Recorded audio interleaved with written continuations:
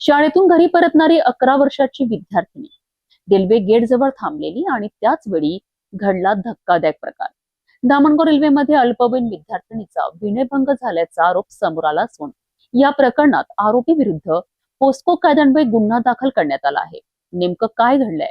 घटनास्थळी उपस्थित मैत्रिणीने कशी दाखवली प्रसंगावधानता आणि पोलिसांनी या प्रकरणात कोणती कारवाई केली आहे, याबाबत सविस्तर जाणून घेऊया. धामणगाव रेल्वे येथील रेल्वेगेट परिसरातील ही धक्कादायक घटना घडण्याची माहिती समोर आली आहे. या प्रकरणात 34 वर्षीय आरोपी सोनू दिगंबर मडामे यांच्या विरुद्ध दत्तापूर पोलीस ठाण्यात भारतीय न्याय संहिता आणि पॉक्सो कायद्यान्वये गुन्हा दाखल करण्यात आला आहे. मिळालेल्या माहितीनुसार पीडित मुलगी इयत्ता 7वीत शिक्षण घेत असून तिचे वय 11 वर्षे आहे. दुपारी शाळा सुटल्यानंतर ती तिच्या मैत्रिणीसोबत घरी जात होती. रेल्वे गेट बंद असल्यामुळे सर्वजण वाहनांची गर्दी कमी होण्याची वाट पाहत उभ्या होत्या. याच दरम्यान आरोपी तिथे आल्याचा आरोप आहे.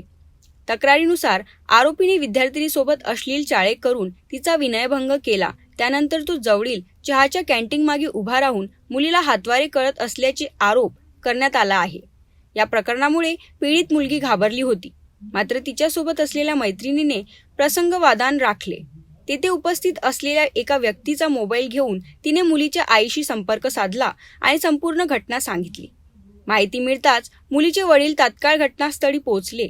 मुलीने आरोपीकडे बोट दाखवताच आरोपी घटनास्थळावरून पळून गेल्याचे सांगितले जाते. त्यानंतर मुलीच्या वडिलांनी आरोपीची ओळख पटवली आणि दत्तपूर पोलीस ठाण्यात तक्रार दाखल करण्यात आली.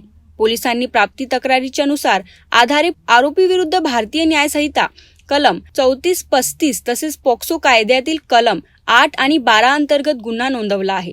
या प्रकरणाचा पुढील तपास पोलीस करत आहेत.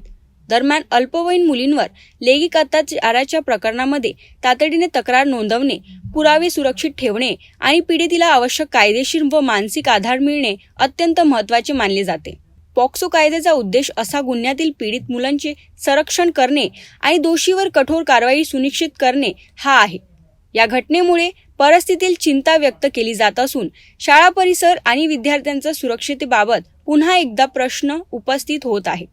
या प्रकरणात पुढील तपासातून आणखी कोणती माहिती समोर येते, आरोपीला अटक कधी होते आणि न्यायालयीन प्रतिकेकडे पुढे काय घडते याकडे लक्ष लागले आहे. अल्पवयीन मुलांच्या सुरक्षिततेकरिता शाळा, पालक आणि समाजाने अधिक सतर्क राहण्याची गरज आहे का?